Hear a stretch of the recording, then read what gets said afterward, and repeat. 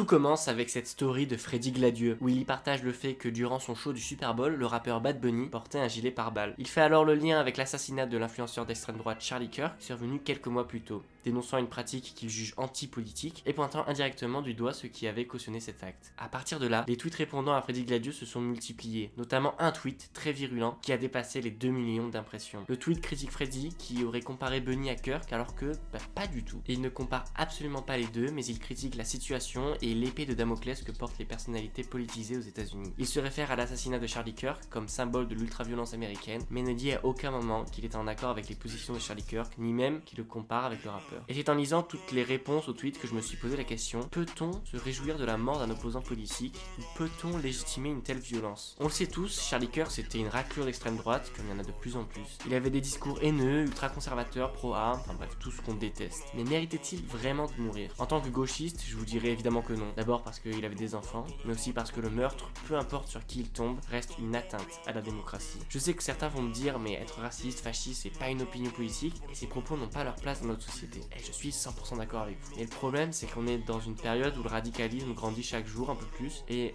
on peut plus juste faire taire l'extrême droite, car sinon c'est elle qui nous fait taire. Il y a quelques années, quand ils n'étaient qu'une petite minorité, évidemment, il fallait pas leur donner la parole. Mais maintenant qu'ils sont en tête des listes, je pense que la meilleure chose à faire, c'est d'accepter de leur parler, d'argumenter, de débattre, quoi faire d'autre finalement. Malheureusement, le débat est en train de disparaître au profit de la violence. On l'a vu récemment avec Lino Delacroix, le journaliste de Frontières, qui s'est fait agresser par des étudiants alors qu'il venait débattre. Et là, je m'adresse directement à ces étudiants. Pourquoi avoir fait ça? Parce qu'en plus d'être d'une agressivité stupide, vous desservez votre propre cause. Vous alimentez cette guerre entre la gauche et la droite en plus de donner raison aux trous-ducs de CNews et Frontières. Pour chacun, l'autre camp n'est plus un adversaire politique, mais un véritable ennemi. Et je trouve ça très grave. Je pense surtout qu'en tant que personne de gauche, c'est aussi notre devoir d'être réfléchi, cohérent et humble. Même si en face, il y a parfois des gens à la morale et à la réflexion limitée. Tout ça pour dire qu'on peut être contre le meurtre de quelqu'un sans pour autant soutenir une seule de ses idées. C'est même l'une des valeurs fondamentales de la gauche. Parce que l'animosité engendre l'animosité et la violence engendre la violence. Et vu qu'à la base ici on parle de cinéma, je vous conseille de voir ou de revoir Taxi Driver et Orange Mécanique, deux films qui ont incroyablement bien vieilli sur des sujets tels que l'ultraviolence